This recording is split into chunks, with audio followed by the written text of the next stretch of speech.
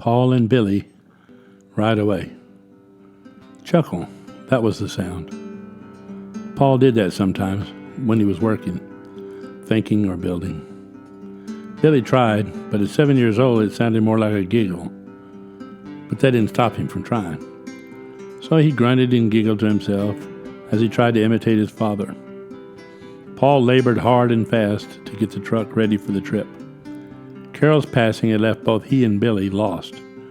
Disbelieving, deeply sorrowed, they both cried for weeks. Finally, Billie informed his father, "Cowboys don't cry, they ride away."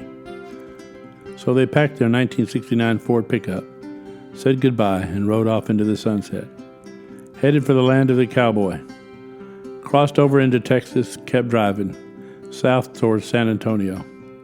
They met Seth in Johnson City, in a cafe. They were eating burgers, and he was a cowboy drinking coffee. Billie was fascinated.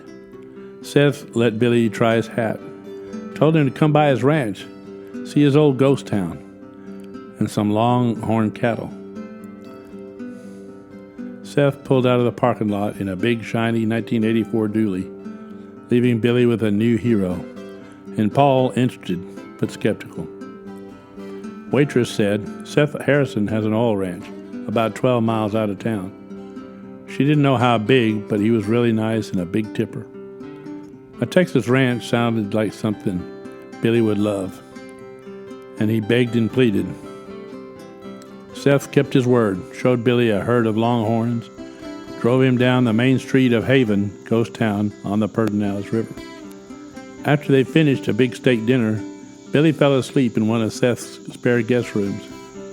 Seth and Paul sat on the front porch talking to the cicadas song in the background. Seth spun tales of his folks, discovering oil, buying more land, mostly of his mama's joy, and how his dad loved her. Next morning, Seth made an offer.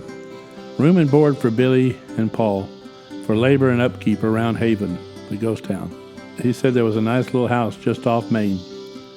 Billie said he wanted to stay. Paul unpacked.